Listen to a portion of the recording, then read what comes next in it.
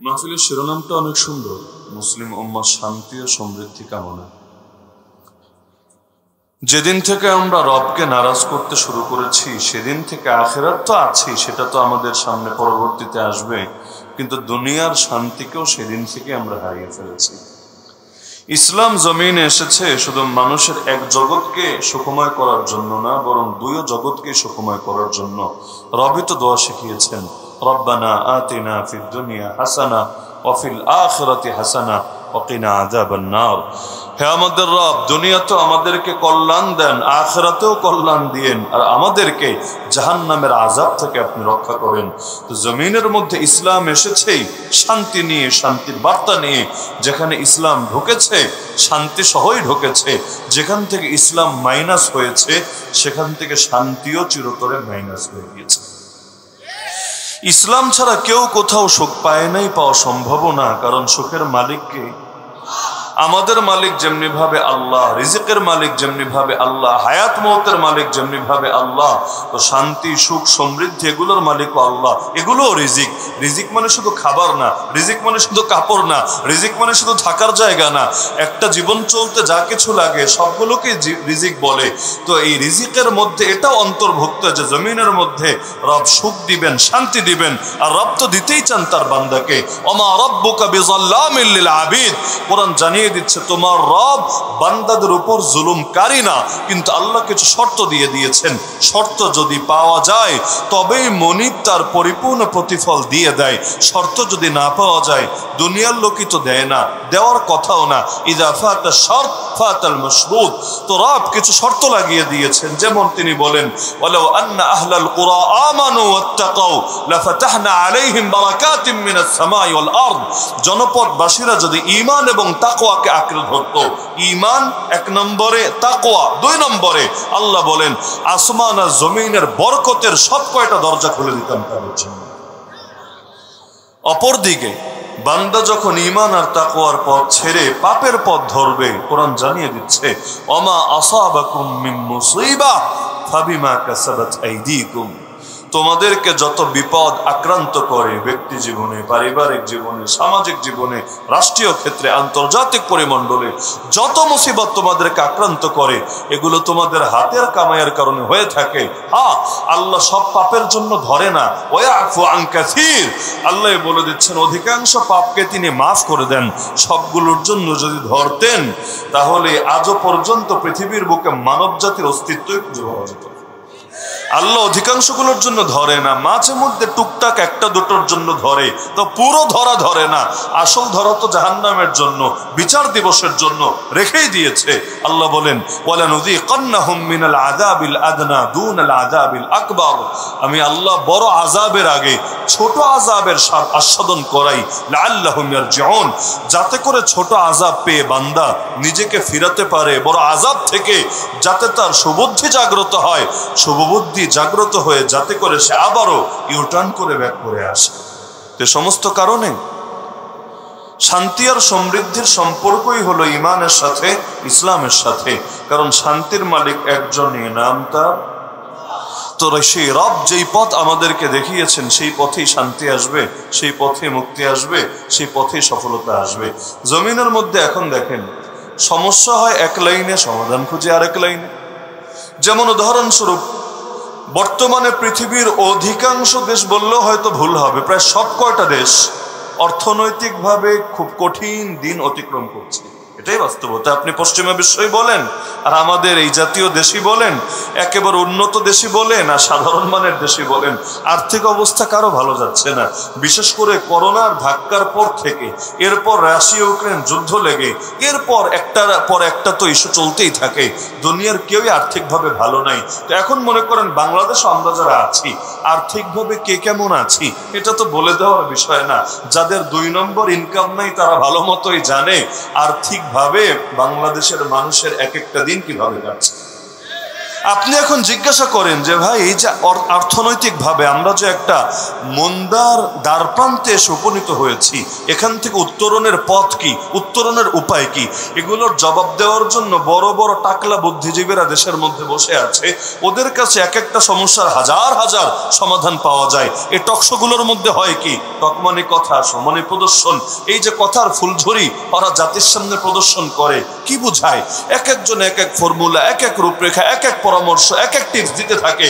কিন্তু এই কথাটা তো কাউকে বলতে শুনি না যে আল্লাহকে যতদিন নারাজ করে রাখবে অর্থনৈতিক ভাবেও পারবে না কখনো পরিপূর্ণ শান্তি আর মুক্তি পেতে।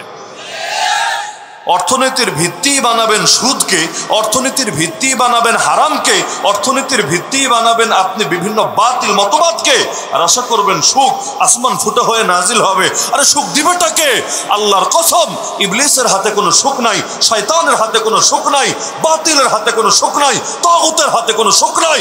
সুখের মালিক আল্লাহ। আল্লাহর থেকে সুখ পেতে চাইলে আগে আল্লাহর রাজি করতে হবে। হ্যাঁ, এখন কেউ যদি আবার বেশি বুঝে বলে না হুজুর আল্লাহরে নারাজ করলে সুখ বেশি আসবে, কিভাবে? আর দুনিয়া সিজনুল মুমিন ওয়া জান্নাতুল কাফির, দুনিয়া মুমিনের জেলখানা, কাফেরের বালাখানা। তো সবাই কাফের হয়ে গেলে না দুনিয়ায় ভালো থাকবে? না রে, শেষ ভালো যার, সব ভালো তার। রব্বুল আলামিন কাফেরদেরকে একটু ঢিল দেন, একটু ছাড় দেন, যেমন কারুনকেও দিয়েছিলেন। এক কারুনকে যেই পরিমাণ মাল দিয়েছে, এটা আমাদের পুরো বিবারিয়া সবার মাল জমা করলেও তো এর সমতুল্য হবে না। তো এই যে কারুনকে রব্বুল আলামিন এত মাল দিলেন, সফল তো হতে পারলো না। শুরুতে তাকে দেখে লোকে আফসোস করতো, কোরআনে আছে ফাখারাজা আলা কওমিহি ফি জিনাতি, উৎসবের দিন সে যখন জাতির সামনে ভাব নিয়ে একেবারে সুন্দর কাপড় চোপড় এবং তার বডিগার্ড গুলো নিয়ে সামনে আসতো, ক্বালাল্লাযীনা ইউরিদুনাল হায়াতাদ দুনিয়া, দুনিয়া চায় যারা, আর দুনিয়া চায় না কে রে ভাই? দুনিয়া চায় যারা, তারা বলতে শুরু করে দিত ইয়া লাইতা লানা মিসলা মা উতিয়া কারুন, হায় আমাদেরও যদি ওই পরিমাণ মাল থাকতো যেটা কারুন পেয়েছে। ইন্নাহু লাযু হাজ্জিন আযীম, সে বড় কপালওয়ালা, বড় সৌভাগ্যের অধিকারী। কিন্তু কারুন যখন ধরা খেলো, কেমন ধরা সবাই জানেন, ফাখাসাফনা বিহি ওয়া বিদারিহিল আরদ, আল্লাহ বলেন আমি ওকে ওর বাড়ি সহ ধসিয়ে দিলাম। তাহলে ব্যক্তি না, ওর বাড়ি সহ, ওর রাজপ্রাসাদ অট্টালিকা সহ মাটির নিচে ধসিয়ে দিলাম। ফামা কানা লাহু মিন ফিআতিন ইয়ানসুরুনাহু মিন দুনিল্লাহ, তার আর কোনো বাহিনী ছিল না যারা তাকে আল্লাহর মোকাবিলায় গিয়ে সাহায্য করবে। কারণ আল্লাহ যখন ধরেন, দুনিয়ার কারো ক্ষমতা নাই আল্লাহর পাকড়াও থেকে তাকে এনে মুক্ত করবে। যেমন আল্লাহ নবী সাল্লাল্লাহু আলাইহি সাল্লাম সারা জীবনে একজন মাত্র কাফেরকে নিজের হাতে মেরেছিলেন। ইতিহাস যদি পড়েন কথাটা জানা থাকার কথা। নবী যুদ্ধ করেছেন অনেক, ঠিক আছে, 27টা যুদ্ধ, যার মধ্যে 9টায় একেবারে যুদ্ধ সংঘটিত হয়েছে, বাকিগুলোতে লড়াই লাগে নাই। গিয়েছেন ময়দানে, লড়াই লাগে নাই, দুশমন এমনি লেজ গুটিয়ে পালিয়েছে ভয়ে, কারণ নবীর সামনাসামনি দাঁড়াবে ওই হিম্মতি আর হয় নাই। তো যদিও দেখা যাচ্ছে তালিকায় 9টা যুদ্ধ, কিন্তু আল্লাহ নবী নিজের হাতে সারা জীবনে মাত্র মেরেছেন কয়জনকে? একজন। তো কোনজন জানেন? সেই জালেম। আল্লাহ নবী যখন মক্কায় ছিলেন, ওই সময় সে এসে একদিন টিটকারি করে বলছে, আরে মুহাম্মদ, আমি আমার ঘোড়াকে ডেইলি বিপুল পরিমাণ খাবার খাওয়াই, কেন জানিস? এই ঘোড়ার পিঠে চড়ে একদিন এসে তোর মাথাটাকেই দেহ থেকে আলাদা করে দেবো জন্য। একেবারে সাহাবীদের সামনে কুরাইশের এক নেতা এসে ডায়লগ মারলো এভাবে প্রকাশ্যে। আল্লাহ নবী সাল্লাল্লাহু আলাইহি ওয়াসাল্লাম ঠান্ডা মাথায়, উত্তেজিত না, কোনো ধরনের আলাদা কিছুর বহিঃপ্রকাশও না, স্বাভাবিক একদম ঠান্ডা মাথায় বললেন একটা বাক্য, সিরেফ একটা বাক্য। তবে নবীর বাক্য তো বোঝেন, আসমান জমিন সবগুলোর উপরেই যদি নবীর একটা বাক্য রাখেন, ওই এক বাক্যের ওয়েট নেওয়ার ক্ষমতা কারো নাই। মাজ্জাকাল্লাহু মুলকা, এই পারস্য ধ্বংস হয়েছে নবীর খালি এক বাক্যের বদদোয়া, এক বাক্যের, বেশি কিছু না। নবী চিঠি পাঠিয়েছিলেন, কিন্তু পারস্য সম্রাট চিঠিটাকে ছিঁড়ে টুকরা টুকরা করে ফেলেছে। অপরাধ কি? আরে চিঠি তো আগে পড়বে, পরে গ্রহণ করবে কি করবে না ভিন্ন আলাপ, কিন্তু চিঠি যখন সামনে এসেছে, চিঠির ভাষ্য ছিল এভাবে, আল্লাহ নবীর চিঠির নিয়মে ছিল এটা, প্রথমে থাকতো বিসমিল্লাহির রহমানির রহিম, এরপর থাকতো মিন মুহাম্মাদিন রাসূলিল্লাহ, আল্লাহ রাসূল মুহাম্মদ সাল্লাল্লাহু আলাইহি ওয়াসাল্লামের পক্ষ থেকে প্রেরিত, মানে প্রেরকের নাম আগে, এরপর থাকতো প্রাপকের নাম, মানে যার কাছে চিঠিটা পাঠানো হচ্ছে। তো নবী যেহেতু পাঠিয়েছেন পারস্যের বাদশাকে, পারস্য বুঝেন, তৎকালীন সময় পারস্য মানে ইরাক, ইরান এবং আশপাশের আরো বিপুল অঞ্চল নিয়ে গঠিত এক রাজ্য, যেটা আজকের দুনিয়া দেখে আপনি বুঝতে পারবেন না। তো পারস্য সম্রাট ওই সময় দুনিয়ার এক সুপার পাওয়ার বাদশাহ। আজকে যেমন সুপার পাওয়ার বললে আমেরিকার নাম আসে সবার আগে আপনার মাথায়, তারপর রাশিয়া, চায়নার নামগুলো আসে আপনার মাথায়। তো ওই জামানায় সুপার পাওয়ার বললে লোকে দুইটা দেশকে চিনত, একটার নাম রোম আর একটার নাম পারস্য। একটার নাম রোম আর একটার নাম পারস্য। তো সেই পারস্য সম্রাটকে নবী চিঠি পাঠাচ্ছেন, কিন্তু নিজের নামটা লিখলেন আগে, মিন মুহাম্মাদিন রাসূলিল্লাহ, আর বাদশার নাম লিখলেন পরে, ইলা কিসরা আযীমি ফারিস সালামুন আলা মান ইত্তাবাল হুদা। খালি চিঠিতে ঢোকে নাই, খালি বিসমিল্লাহ পরে যখন নামটা পাঠ করেছে, রাজারা তো আর নিজেরা চিঠি পড়ে না, পাশে তো পড়ার লোক থাকে আলাদা, এরা পরে পরে পরে শোনায়, আর রাজারা হাবা না একটা বার্তা বলে। তো যখন খালি পড়েছে যে মিন মুহাম্মাদিন রাসূলিল্লাহ আগে আর ইলা কিসরা আযীমি ফারিস পরে, সঙ্গে সঙ্গে চিঠিটা নিয়ে ছিঁড়ে টুকরা টুকরা করে ফেলেছে। কিসের জন্য? যে আরবের কোথাকার কোন মরুভূমির বেদুইন নিজেকে আমার চাইতে বড় ভেবেছে, যে সে তার নাম লিখেছে আগে, অথচ তারে চেনেটাকে? আরে পাগলে ভেবেছে ও চেনে না, এজন্য মনে হয় কেউ চেনে না। আরে যাকে চেনে আসমান থেকে জমিন থেকে শুরু করে সকলে, আরে যাকে মূল্যায়ন করে রব নিজে, তাকে ওর মতো রাজা বাদশাহ সম্মান করলেই কি আর না করলেই কি? যারে আল্লাহ সম্মান দেয় তার গায়রুল্লাহ সম্মান লাগে নাকি? আল্লাহ সম্মানের চাইতে বড় সম্মান হতে পারে নাকি? যেমন এই মাদ্রাসার ছোট ছোট তালিবুল ইলম, দুনিয়ার চোখে তারা মূল্যহীন হতে পারে, 2 পয়সার নাস্তিক বেঈমানরা তাদেরকে নিয়ে টিটকারি মারতে পারে, কিন্তু এই 2 পয়সার নাস্তিকরা চিনুক বা না চিনুক, গর্তের পিঁপড়া থেকে শুরু করে সমুদ্রের মাছ পর্যন্ত প্রতিটা জীবজন্তু তাদেরকে খালি চেনেই না, তাদের জন্য রবের কাছে নিয়মিত দোয়া করে। বলবেন কিভাবে জানলেন? বিজ্ঞান পড়ে জেনেছেন? না, ওই বিজ্ঞান পড়ে জানা লাগবে না। বিজ্ঞানের তথ্য যতটা মানি, আল্লাহর নবীর জবান থেকে যে সত্য উচ্চারিত হয়েছে আল্লাহর কসম তার চাইতে বেশি মানি। এখন পিঁপড়া আসলে দোয়া করে কিনা তালিবুল ইলমের জন্য, এটা বিজ্ঞান ঘেটে ঘেটে বের করা লাগবে না। আজও পর্যন্ত কোনো বিজ্ঞানী এমন দাবি করেছে বলে আমার জানা নাই। যদি করে তাতেও কিচ্ছু আসে যায় না, যদি না করে তাতেও কিচ্ছু আসে যায় না। সব বিজ্ঞানের স্রষ্টা যিনি, তিনি যখন জানিয়েছেন তার হাবিবকে, এর চাইতে বড় সার্টিফিকেট আমাদের কিছু লাগবে না। এমনকি আসমানের ফেরেশতা পর্যন্ত ডানা বিছিয়ে দেয় এই তালিবুল ইলমদের সম্মানে।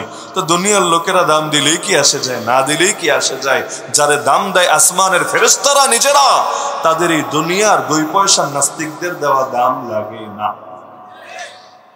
অনেক সময় দেখবেন কোন এলাকায় যদি এমন কেউ থাকে যার লিঙ্ক একেবারে গোড়ায়, মানে একেবারে কেন্দ্রীয় কারোর সাথে তার লিঙ্ক, তাহলে দেখবেন আঞ্চলিক অনেক বড় বড় নেতারাও সে গণে না, হয় না অনেক সময়? কেন? কারণ তার এত ঊর্ধ্বে তার পাওয়ার। যেমন ধরেন, এই উদাহরণ বুঝতে ঝামেলা হলে অন্য উদাহরণে আসেন। বাংলাদেশে এমন কিছু লোক আছে যাদের একেবারে হট লিঙ্ক আছে আমেরিকার সাথে, হট লিঙ্ক আছে ইসরায়েলের সাথে, হট লিঙ্ক আছে দিল্লির সাথে। এমন লোক নাই? একেবারে ডাইরেক্ট কানেকশন, নিয়মিত যোগাযোগ। এইরকম লোকদেরকে এই রাষ্ট্রের বড় বড় হর্তাকর্তারা অনেক সময় ভয় করেছে। তারা প্রকাশ্যে এমন অনেক কাজও করে, এমন অনেক কথাও বলে যেটা দায়িত্বশীলদের পছন্দ হয় না, কিন্তু তেমন কিছু বলার থাকে না। কারণ শিকড় যার যত বেশি মজবুত, এই জমিনে তার শরীর তত বেশি গরম। তো এই আলেম ওলামা, এই তালিবুল ইলমদের সম্পর্ক কার সাথে? সব বড়র বড় যিনি, তার সাথে। আল্লাহু আকবার মানেই তো এটা। আল্লাহ হলেন সবচাইতে বড়। তো সবচাইতে বড়র সাথে যার সম্পর্ক, তার দুনিয়ার চোখে যারা বাহ্যিকভাবে বড়, যদি আগামী দিনে হয়তো জাহান্নামের কীটে পরিণত হবে, ওই সমস্ত মানুষদের মূল্যায়ন বা অবমূল্যায়নে কোনো কিছু আসে যায়? যাকে মূল্যায়ন করেন আল্লাহ, এটাই তার জন্য যথেষ্ট ইনশাআল্লাহ। কোরআন মাজিদ সূরা জুমার আয়াত নম্বর 52 আল্লাহ নিজে প্রশ্ন ছুড়েছেন, আলাইসাল্লাহু বিকাফিন আবদা, বান্দা বল দেখি, আল্লাহ কি তার বান্দার জন্য যথেষ্ট না? আল্লাহ প্রশ্ন করছে, বান্দা তুই বল, আল্লাহ কি তার বান্দার জন্য যথেষ্ট না? যদি যথেষ্ট হয়, আয়াতের পরবর্তী অংশ, ওয়ায়ুখাউফুনাকা বিল্লাযীনা মিন দুনি, ওরা তোকে আল্লাহ ছাড়া অন্যদের ভয় দেখায়। আরে এটা কেমন কথা? যথেষ্ট যদি আল্লাহই হয়, হাসবুনাল্লাহু ওয়া নি'মাল ওয়াকিল, নি'মাল মাওলা ওয়া নি'মান নাসির, তাহলে অন্যদের ভয় লোকে আবার কিভাবে দেখায়? তো যে প্রসঙ্গে বলছিলাম যে রব্বুল আলামিন এই ঈমান আর ইসলামের সাথে সবকিছু যে জুড়ে দিয়েছেন ওটা বোঝাতে গিয়ে একটা উদাহরণে গিয়ে ঢুকেছিলাম যে আল্লাহ রাসূল সাল্লাল্লাহু আলাইহি ওয়াসাল্লাম তার নামটা আগে লিখেছেন, বাদশার নাম পরে লিখেছেন। এজন্য বাদশা চিঠি ছিঁড়ে টুকরা টুকরা করে ফেলেছে।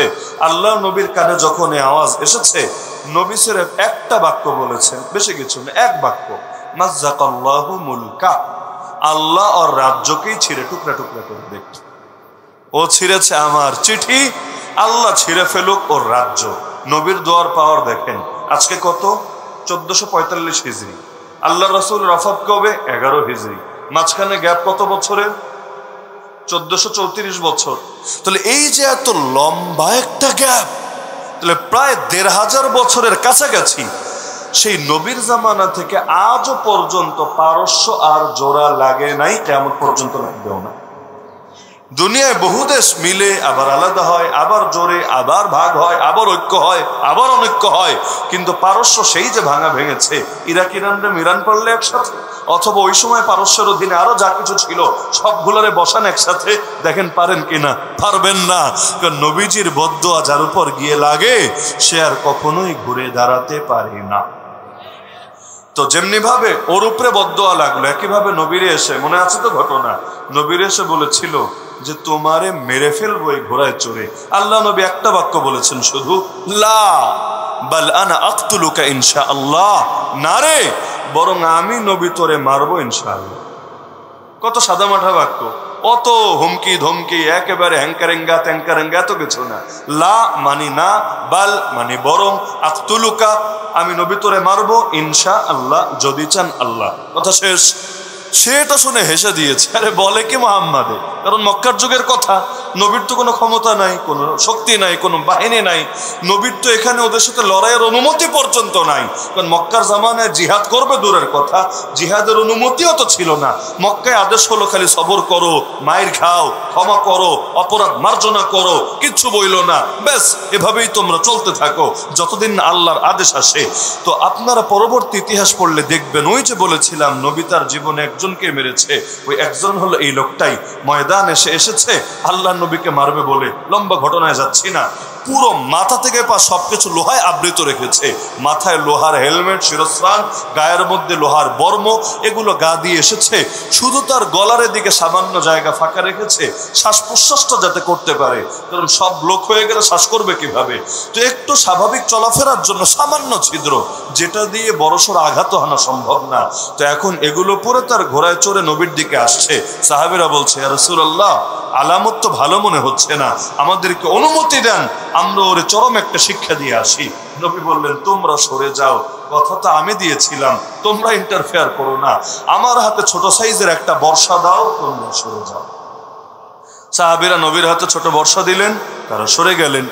এখন নবী সব হুজুরের বড় হুজুর, সব পীরের বড় পীর, সব উস্তাদের বড় উস্তাদ, কিন্তু এর মানে এটা না যে তিনি লড়াকু না, তিনি যোদ্ধা না, বরং পৃথিবীর সব যোদ্ধার সেরা যোদ্ধা যিনি, তার নাম মুহাম্মদুর রাসূলুল্লাহ সাল্লাল্লাহু আলাইহি ওয়াসাল্লাম। একদিকে তিনি রহমতের নবী, আনা নবিয়ুর রাহমা, আর একদিকে তিনি বলেন, আনা নবিয়ুস সাইফ, আনা নবিয়ুল মালহামা, আমি তরবারির নবী, আমি যুদ্ধের নবী। তার মানে লড়াইয়ের যোগ্যতা থাকা এটা ভালো, এটা খারাপ না, তবে প্রয়োগ করবে কোথায় এর ভিত্তিতে হুকুম আসবে, এটা কি ভালো হলো না খারাপ হলো।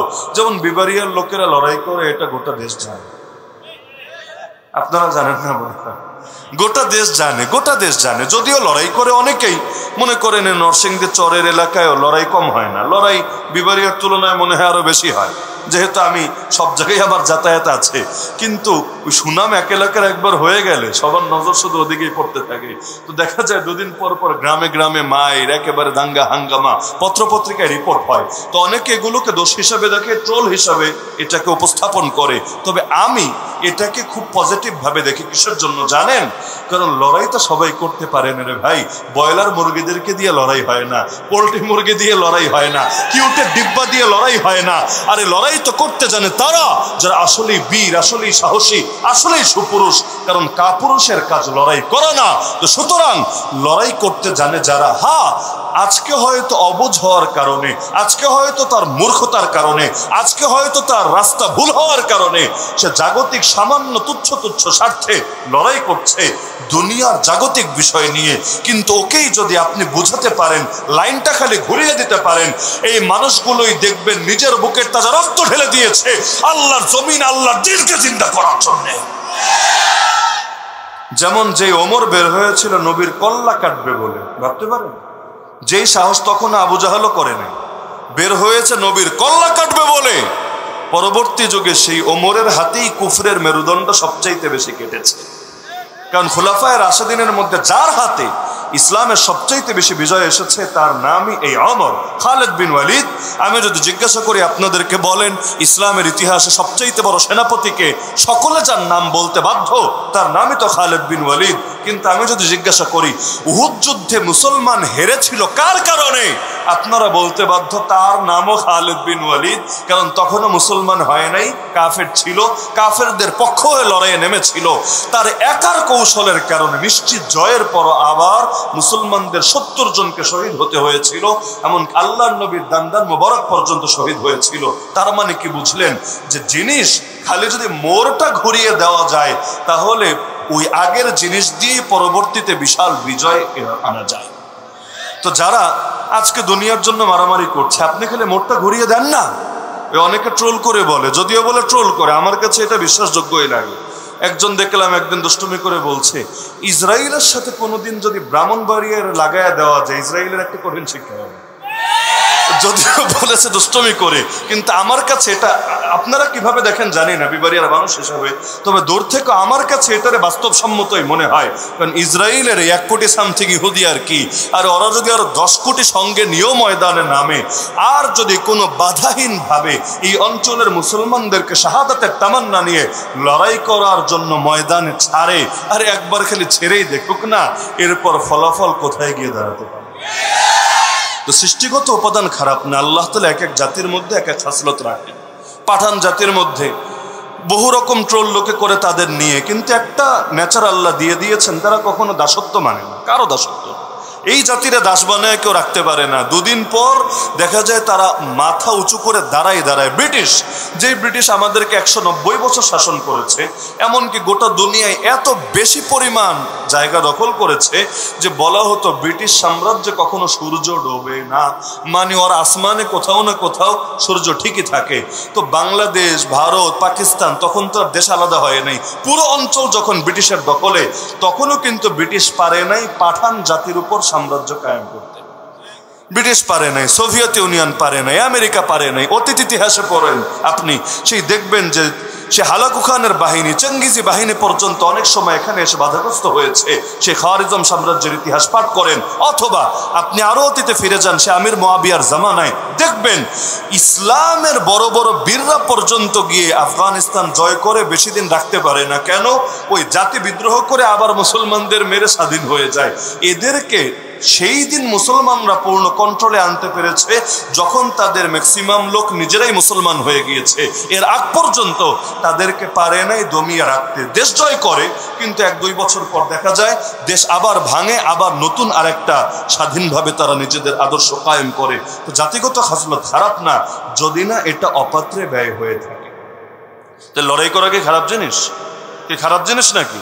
লড়াই তো করতে হবে। আমরা তো এক লড়াইয়ের ময়দানে দাঁড়িয়ে আছি, কারণ গোটা পৃথিবী, বিশেষ করে মুসলিম উম্মাহ এখন চরম সংকটের মুখে আছে। যেই সংকট থেকে বের হয়ে আসতে চাইলে অন্যায়ের বিরুদ্ধে, জুলুমের বিরুদ্ধে, সাম্রাজ্যবাদী আগ্রাসনের বিরুদ্ধে এবং ধর্মের নামে সন্ত্রাস করে যেই সমস্ত কাফের মুশরিকরা, ইহুদিবাদীরা আর মুশরিকরা, ওদের বিরুদ্ধে কঠিন এক লড়াই এবং সংগ্রাম আমাদের করতে হবেই হবে। সারা দুনিয়াব্যাপী এছাড়া ভিন্ন কোনো উপায় খোলাই নেই আমাদের সামনে। তো যে প্রসঙ্গে বলছিলাম, আল্লাহ রাসূল সাল্লাল্লাহু আলাইহি ওয়াসাল্লাম বললেন, ছোট একটা বর্ষা দাও আমার হাতে। বর্ষা দেওয়া হলো। আল্লাহ নবী একটু এগিয়ে গিয়ে বর্ষাটা ছুঁড়ে মারলেন। তার তো পুরো শরীরে লোহায় আচ্ছাদিত, ওই মাঝখানে সামান্য একটু যে ফাঁকা গলা বরাবর শ্বাস করার জন্য। পুরো বর্ষা এখানে ঢোকার সুযোগ নাই, কারণ ছিদ্র সামান্য। বর্ষার যে ফলকটা আছে, আগাটা, মাথাটা, বর্ষা বুঝেন তো, মাথাটা তো এরকম থাকে, ওই মাথার অংশটা গিয়ে সামান্য একটু ফুটা করলো, ওর রগও কাটে নাই, গোস্ত বেশি ছিদ্র হয় নাই, সামান্য একটু চামড়া কেটে কয়েক ফোঁটা রক্ত বের হয়ে আসলো। কিন্তু সারের মতো চেঁচাতে চেঁচাতে একেবারে ঘোড়ার পিঠ থেকে লাফিয়ে নিচে পড়লো। পেছনে তার সাঙ্গপাঙ্গরা ভাবলো নেতাজি মনে হয় বড় আঘাত পেয়েছে, জানেই মরে যাবে। ওরা দৌড়ে এসে নেতাজিরে ধরলো, এসে দেখে গলাও কাটে নাই, আরে রগও কাটে নাই, বরং জাস্ট চামড়া ফুটা হয়ে কয়েক ফোঁটা রক্ত বের হয়েছে। ওরা এটা দেখে টিটকারি মারতে শুরু করলো, আরে কেমন সেনাপতি, কেমন কমান্ডার, কেমন যোদ্ধা তুমি, এতটুকু রক্ত দেখেই তোমার হার্টের অবস্থা চেঞ্জ হয়ে গিয়েছে। তখন সে বলল, আরে আমার এই পরিমাণ যন্ত্রণা হচ্ছে, আমার একার যন্ত্রণা যদি আজকে এই ময়দানে সব যোদ্ধার মধ্যে ভাগ করে দেওয়া হয়, আমার একার যন্ত্রণাই সবাইকে জানে মেরে ফেলবে। আজ আমার ইয়াকিন হয়েছে মুহাম্মাদের জবান থেকে যা বের হয়, আরে দুনিয়া সব উল্টে যেতে পারে, তার জবানের কোনো কথা ভুল বা মিথ্যা হতে পারে না। সে যে বলেছিল আমাকে মারবে, তখনই আমার বোঝা দরকার ছিল মুহাম্মদ যদি খালি থুথুও ছুঁড়ে মারে, থুথুও ছুঁড়ে মারে আমার দিকে, তার থুথুও আমাকে দুনিয়ার বুকে আর বাঁচতে দেবে না। তো বিষয়টা তো এমনই। তো আল্লাহ রাসূল সাল্লাল্লাহু আলাইহি ওয়াসাল্লামের জবান থেকে যা বের হয়, এটা নিয়ে সন্দেহ সংশয়ের অবকাশ থাকে না। সন্দেহ বিজ্ঞান নিয়ে কয়েকটা অংশই দাঁড়িয়ে আছে ধারণার উপর। বিজ্ঞান মানেই যে এটা চূড়ান্ত কথা, বিজ্ঞান মানেই যে সুপ্রতিষ্ঠিত সত্য, বিষয়টা এমন না। ধারণার ভিত্তিতে আজ অমুকের কাছে এটা মনে হয়েছে, সে বলেছে, কাল আরেকজনের কাছে আরেকটা মনে হবে, সে বলবে। বিজ্ঞান তার রূপ পাল্টাতে পারে, বিজ্ঞান দেখে দেখে ধর্ম কখনো তার রূপ পরিবর্তন করে না। ধর্ম হলো শাশ্বত, অকাট্য, অপরিবর্তনীয়। আর বিজ্ঞানের বড় একটা অংশই পরিবর্তনযোগ্য এবং ধারণার ভিত্তিতে প্রতিষ্ঠিত। সুতরাং যারা ধর্মরে টাইনে হেসরায় নিয়ে বিজ্ঞানের সঙ্গে লাগায়, এগুলো আসলে মাথা মোটা বলদ ছাড়া কিছু না। এমনকি কোরআনের তাফসির করার ক্ষেত্রে আমি এই ধারাকে মোটেও সমর্থন করি না যে কোরআনের তাফসির করবেন এভাবে যে বিজ্ঞান সামনে রেখে আপনি বলবেন দেখ এই আয়াত এই বিজ্ঞানের সাথে মিলে, ওই আয়াত ওই বিজ্ঞানের সাথে মিলে। এভাবে বললে সমস্যা কি জানেন? দুদিন পর বিজ্ঞান যদি পল্টি মারে, মানে আগের নীতিটা চেঞ্জ করে আরেকটা নীতি দেয়, তখন তো কাফের মুশরিকরা বলবে দেখেছো তোমার কোরআনে তো ভুল আছে। তো কোরআন টেনে বিজ্ঞানের সাথে লাগাবেন কেন রে ভাই? বিজ্ঞান এনে কোরআনের সাথে লাগাবেন, যেটা কোরআনের সাথে মিলবে সেটা গ্রহণ করবেন, যেটা মিলবে না ওটাকে ছুঁড়ে ফেলবেন। যেমন বিজ্ঞান এসে যদি আমাদেরকে শেখায় মানুষের আদিপিতা বান্দর, ওই বিজ্ঞানকে আমরা চিড়িয়াখানায় ছুঁড়ে মারবো, ওই বিজ্ঞানকে এক পয়সা মূল্য আমরা দেব না। এমনকি সব বিজ্ঞানী মিলে যদি ইজমা করে একমত হয়, তবুও আমাদের এতে কিছু যায় আসে না। এই কারণে যেই সুখ আমাদের মুসলমানদের মুজাহিদরা ময়দানে বসে অনুভব করে, গাছতলায় যেখানে বালি শোনাই শোয়ার জন্য, ওখানে অন্তরের মধ্যে যেই সুখ তাদের থাকে, ওই সুখ পৃথিবীর উন্নত বিশ্বের কাফের মুশরিকরাও পায় না, পাওয়ার কথাও না। কারণ ভূমিকে আমি বলেছি, এক আল্লাহ ছাড়া দ্বিতীয় কেউ সুখ এনে দিতে পারে না। আর আল্লাহকে যারা নারাজ করে, আল্লাহ তাদেরকে ঢিল দেয়, তবে সুখ দেয় না। কারণ সুখ দেয় আল্লাহ তাকে যে রাজি করেছে আল্লাহকে। দলিল কোরআনের আয়াত, মান আমিলা সালিহাম মিন যাকারিন আও উনসা ওয়া হুয়া মুমিন ফালানুহইয়ান্নাহু হায়াতান তাইয়্যিবা। আল্লাহ বলেন পুরুষ এবং নারীর মধ্য থেকে ঈমানদার অবস্থায় যারা নেক আমল করবে, আমি আল্লাহ তাদেরকে সুখময় পবিত্র জীবন দান করব। তো সুখময় জীবন আল্লাহ কাকে দিবেন? ক্লিয়ার বার্তা, যার ঈমান আছে নেক আমল আছে, ঈমান আছে নেক আমল আছে। কথা উল্টান, ঈমান নাই নেক আমল নাই, আল্লাহ তাকে সুখময় জীবন দেবেন না। আয়াতের বক্তব্য তো এটাই।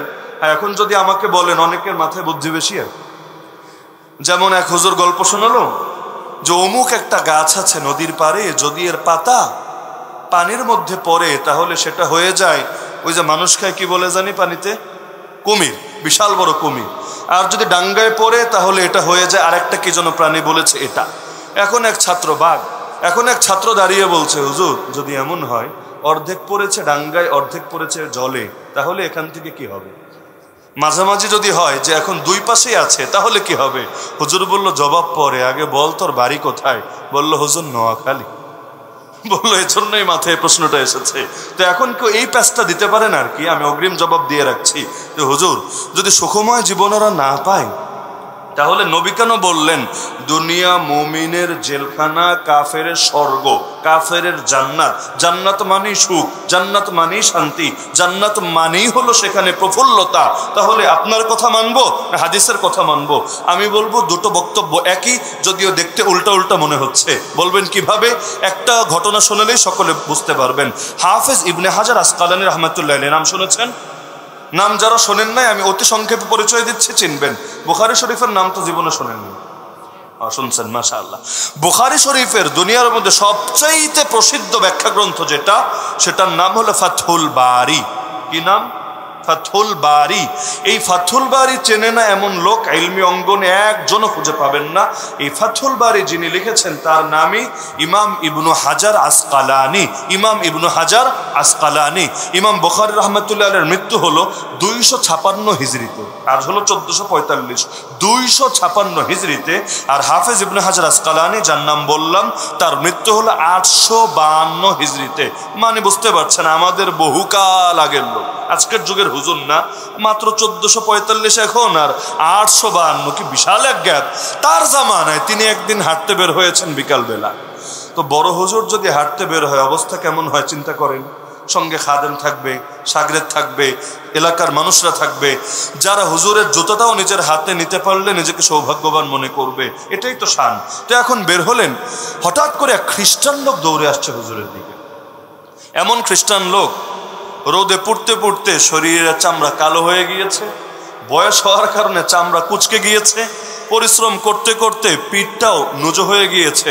অনেকে আছে না বয়স হলে ধীরে ধীরে রুকুতে চলে যায়, মানে ধীরে ধীরে কোমরটা একটু ডাউন হতে থাকে, ফোল্ডিং হচ্ছে, এই রকম হালত।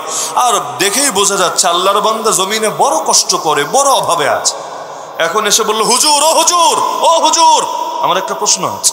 শাগরেদরাও পেরেছেন, কি রে ভাই এভাবে এত কারেন্ট আসলো কোত্থেকে? এইভাবে দৌড়ে এসে হুজুরের কাছে কি প্রশ্ন করবে?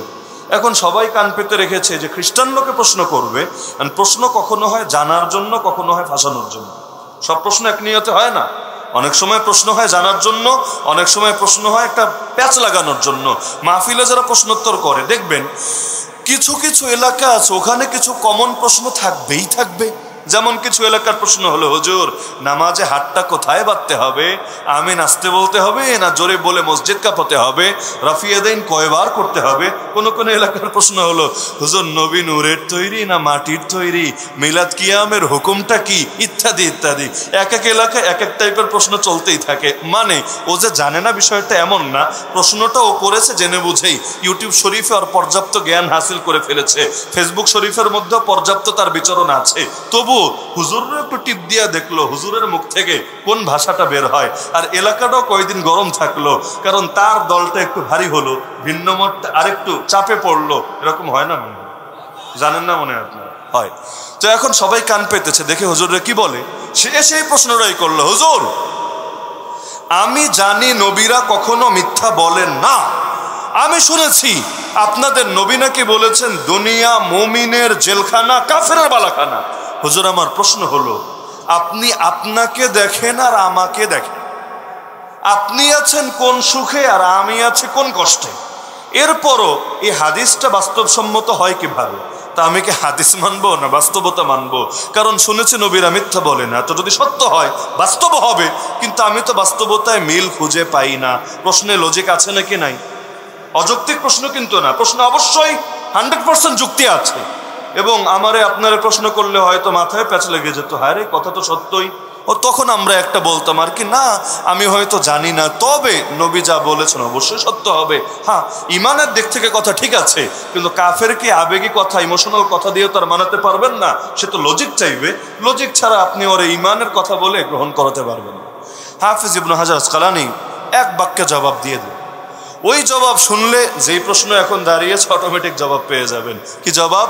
তিনি বললেন, আরে বান্দা, রব্বুল আলামিন মুমিনদের জন্য জান্নাতে যেই মহা নিয়ামত প্রস্তুত করে রেখেছেন, ওটার সঙ্গে যদি মুমিনের দুনিয়ার অবস্থাকে তুলনা করা হয়, কারণ জান্নাতে নিয়ামত এমন নিয়ামত যা কোনো চোখ দেখেনি, কোনো কান শোনেনি, কোনো অন্তরে কোনোদিন কল্পনাও আসেনি, ওই নিয়ামতের সঙ্গে যদি দুনিয়ার হালতকে তুলনা করা হয়, এতে যত বিলাসিতায় থাকুক, যত পয়সা পাতির মধ্যে থাকুক, যত উন্নত জীবনযাপন করুক, ওই মহাসুখের তুলনায়, মহাশান্তির তুলনায় এটা জেলের মতো কষ্ট ছাড়া কিছু না। অনেক মানুষ আছে 10টা বাড়ি দিলেও তার কিছু হয় না। অনেক মানুষ আছে একটু চোখ গরম করে তাকালেই আর 10 দিন পেটের ভাতই হজম হয় না। অনেক মানুষ আছে রোদের মধ্যে সারাদিন খেতে কাজ করবে, কিচ্ছু হবে না। কি হয় না? হিট স্ট্রোক দূরের কথা, এগুলো তাদেরকে ধরেও না। কারণ গ্রামের মানুষ আবার এই সমস্ত রোগ ব্যাধিরও অনেক সময় পাত্তা দেয় না। সাংবাদিক গিয়ে বলে, কি চাচা মাস্কও পরেন নাই, স্যানিটাইজারও মাখেন না, সামাজিক দূরত্ব রক্ষা করেন না, আপনার করোনা হলে কি হবে? এক বাক্যে জবাব, বাবজান আমাদের করোনা ফরোনা হবে না, এগুলো বড়লোক অসুখ, ওদেরকে ধরবে। বলে বাই চান্স যদি ধরে, আরে বলছি না ধরবে না, আল্লাহ আছে না, তাও যদি ধরে দোকান থেকে না পায় একটা এনে খেয়ে ফেলবো, সব সেরে যাবে। সাধারণ মানুষের বোঝো তো সাধারণ। তো এখন কিসের হিট স্ট্রোক, এই শব্দই বাঙালি শুনেছে কয়দিন আগে। এই যে প্রচন্ড গরমের মধ্যে কৃষক মনে হয় কাজ করে না ক্ষেতের মধ্যে। আরে এখন তো কাজেরই টাইম, এখন তো কাজেরই টাইম, ফসল কাটছে। কোনো কোনো এলাকায় দেখেছি রাতে কাটে, কিন্তু বেশিরভাগ জায়গায় তো দিনের মধ্যেই কাজ সারছে। তো এই রিস্ক নিয়েই তারা কাজটা করে। তো এখন দেখা যায় এত গরমে কাজ করে তবুও টিকে আছে, শরীরে ফ্যাট নাই, শরীরও মজবুত। আমাদের শহরের 10 জনের একজনই কাজ করে ফেলতে পারবে, আলহামদুলিল্লাহ এই পরিমাণ ফিটও আছে। অপর দিকে অনেক ব্রয়লার মুরগি এমন আছে, এগুলোরে গরমের দিন যদি খেলে বিদ্যুৎটা বন্ধ করে এসির বাইরে রাখতে পারেন 10 ঘন্টা, তাহলেই মাথা চক্কর দিয়ে দিয়ে তারা মেডিকেলে নিয়ে ভর্তি করতে হবে। তাহলে অনেক সময় তুলনা হয় আপেক্ষিক। তাহলে দুনিয়ায় মুমিন যত ভালোই থাকুক, জান্নাতের সুখের সঙ্গে এটার কি কোনো তুলনা চলে নাকি? কই জান্নাত কই দুনিয়া। দুনিয়ায় ছেলেপেলেরা যে মেয়েদের পেছনে জীবনকে বরবাদ করে, এরা যদি জানতো এদের জন্য কি হুর রব্বুল আলামিন জান্নাতে প্রস্তুত করে রেখেছে, আগামীতে করবে না, করে রেখেছে অন্তত 72 জনকে। আর এটা যদি তার মাথায় থাকতো, যেই হুর এত সুন্দর, একবার যদি দুনিয়ায় উকি দিত, না চাঁদ লাগতো না সূর্য লাগতো, তার রূপের আলোয় গোটা দুনিয়া চিরকাল আলোকিত হয়ে থাকতো। একবার যদি থুথুও ফেলতো, না আতর লাগতো না পারফিউম লাগতো, তার সেই থুতুর সুবাসেই গোটা দুনিয়া সুবাসিত হয়ে থাকতো। এই রকম নারীর কথা যদি কল্পনাই করতে পারতো, জীবনে কোনোদিন হারামের পেছনে ছুটতে পারতো।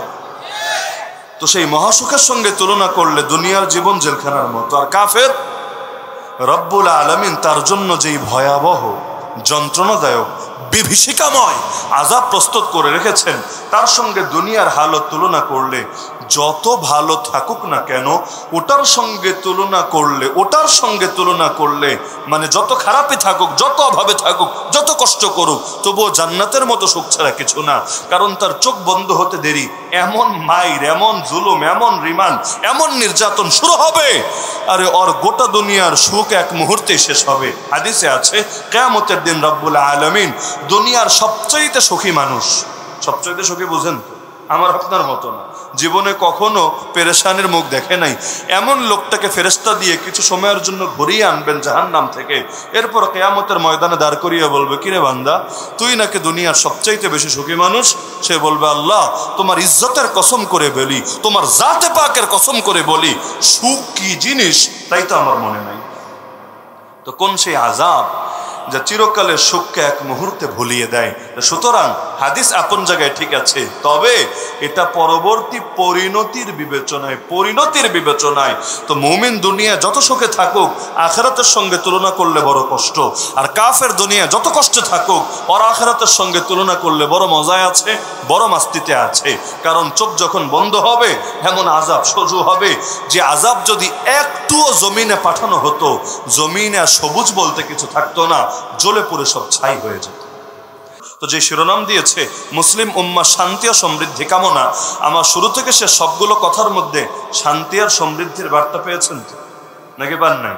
পুরো কথার মূল কথা হলো, ইসলাম এবং ঈমান যখন আসবে, শান্তি নিয়েই আসবে। যেই ব্যক্তির মধ্যে ইসলাম আছে, যেই ব্যক্তির মধ্যে ইসলাম নাই, যে ইসলামের চর্চা করে, যে করে না, আপনি শান্তির ক্ষেত্রেও উভয়ের মধ্যে সামঞ্জস্য পাবেন না। দেখবেন পয়সা হয়তো কম, কিন্তু প্র্যাকটিসিং মুসলিমদের জীবনে আলাদা সুখ আছে। না হলে সেই আল্লাহর ওলি যে এক জামানায় বাদশাহ ছিল, বালখের বাদশাহী ছেড়ে চলে গেল জঙ্গলে, সেখানে গিয়ে আফসোস করে বলে, হায় রে, দুনিয়ার রাজা বাদশারা এই সুখ কোথায় পাবে যেই সুখ আমার রব আমাকে দিয়েছে। তো সুখ তো হাসিল করে নিতে হবে আল্লাহর কাছে। তো জাতীয়ভাবে আমরা পাপে পড়ে গিয়েছি, জাতীয়ভাবে। সুদ জাতীয় পাপ, জিনা, চোখের জিনা হোক, লজ্জাস্থানের জিনা হোক, এগুলো এখন জাতীয় পাপ। অশ্লীলতা, নোংরামি আর বিভিন্ন রকম কুপ্রথা, যেই যেমন শরীফ শরীফের দরকার আছে রে ভাই, এগুলো এই দেশে টানার, কাফের করে করুক না। তো ব্যক্তিগতভাবে ব্যক্তিগত পাপ কেউ করলে সেটা ব্যক্তির ব্যাপার, কিন্তু ব্যক্তিগত পাপ আলাদা আর পাপের জাতীয়করণ আলাদা। জাতীয়ভাবে পাপ হলে আযাবও আসে জাতীয়ভাবে, তখন ব্যক্তিগতভাবে তওবা করলেও সুফল পাওয়া যাবে না। কারণ ব্যক্তির পাপের কারণে ব্যক্তির উপর আযাব আসে, জাতীয় পাপের কারণে জাতির উপর আযাব আসে। তো জাতির আযাব থেকে যদি বাঁচতে চান, জাতীয়ভাবে তওবা করতে হবে। এজন্যই সলাতুল ইস্তিসকা। সলাতুল ইস্তিসকা মানে কি? বৃষ্টি প্রার্থনার নামাজ ঘরে বসে বসে পড়ি আমরা একা একা। আমরা কি এটা একা একা ঘরে বসে বসে পড়ি? বলবেন হুজুর পড়ি তো না। কই পড়ি? এটা তো পরের মাসালা। যারা পড়ে আর নামাজটা খোলা ময়দানে এসে সবাই মিলে পড়ে না। কিসের জন্য জানেন? যে আল্লাহ জাতিগতভাবে পাপে পড়ে গিয়েছি, সুতরাং পুরো জাতিকেই তুমি ক্ষমা করো। তো জাতীয় পাপের কারণে জাতীয় তওবা যখন করে, ফলাফল আল্লাহ স্পষ্ট করে দিয়েছেন। নাস্তিকরা তো টিটকারি মারে, টিটকারি। আরে এই অবৈজ্ঞানিক কাজ দিয়ে কি হবে? আল্লাহ দেখিয়ে দিয়েছেন। প্রত্যেক বছর দেখান আলহামদুলিল্লাহ। গত 2 দিনের পত্রপত্রিকা ঘাটেন, যেমন বাংলাদেশে সে দক্ষিণবঙ্গের এক এলাকায় ওরা টিটকারি মারলো। কি করে রোদের মধ্যে নামাজ, কিন্তু দেখা গেল দিনের বেলা নামাজ পড়লো, আবহাওয়ার কোনো পূর্বাভাস নাই, বৃষ্টি হওয়ার কোনো পূর্বাভাস নাই, সব পূর্বাভাস ছাড়াই আল্লাহ রাতের মধ্যে বৃষ্টি নাজিল করে দিল। তাহলে আল্লাহ দেখাচ্ছে তো। অনেক জায়গায় তো নামাজ পড়ে বাড়ি ফিরতে পারে না, তার আগেই আলহামদুলিল্লাহ আল্লাহর রহমত নাজিল হওয়া শুরু হয়ে যায়। তো এখন যদিও লাভ ক্ষতির আবার হিসাব নিকাশ আছে, আমার বুঝে ধরে না যে আসলে এখন বৃষ্টি হলে যদি আমাদের জন্য লাভ, কিন্তু কৃষকদের জন্য আসলে লাভ না লস এটাও চিন্তার বিষয়। তো সবসময় নিজের স্বার্থ দেখলেই হয় না।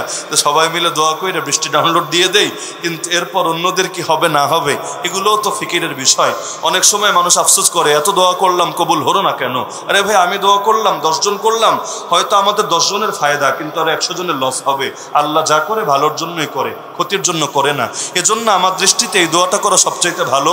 আল্লাহ যেটা কল্যাণ তুমি সেটারই ফয়সালা করো, আর আমাদের জন্য তুমি আসান করো, আসান করো। কারণ নেয়ামত তো সবই, সুস্থতাও নেয়ামত, অসুস্থতাও নেয়ামত, দরিদ্র হওয়া নেয়ামত, বড়লোক হওয়া নেয়ামত।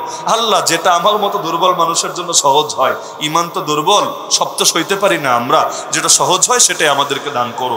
এভাবে যদি কাজগুলো করি ইনশাআল্লাহ অবশ্যই শান্তি আসবে, অবশ্যই মুক্তি আসবে। তো শান্তি আর মুক্তির জন্য আমাদেরকে লড়াইয়ে নামতে হবে। রাজি আছেন তো ইনশাআল্লাহ?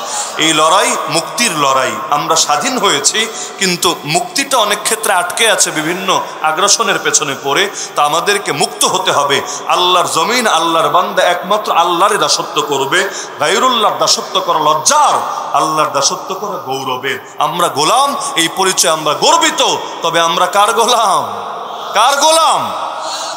আশহাদু আল্লা ইলাহা ইল্লাল্লাহ ওয়া আশহাদু আন্না মুহাম্মাদান আবদুহু ওয়া রাসূলুহু। আমি সাক্ষ্য দিচ্ছি এক আল্লাহ ছাড়া কোনো হক মাবুদ নাই। আমি সাক্ষ্য দিচ্ছি মুহাম্মদ সাল্লাল্লাহু আলাইহি ওয়াসাল্লামের 1 নম্বর পরিচয় আবদুহু, তিনি আল্লাহর গোলাম। 2 নম্বর পরিচয় ওয়া রাসূলুহু, তিনি আল্লাহর রাসূল। রাসূলের যদি 1 নম্বর পরিচয় হয় তিনি আল্লাহর গোলাম, তাহলে আমারও 1 নম্বর পরিচয় হতে হবেই হবে, আমি আল্লাহর গোলাম।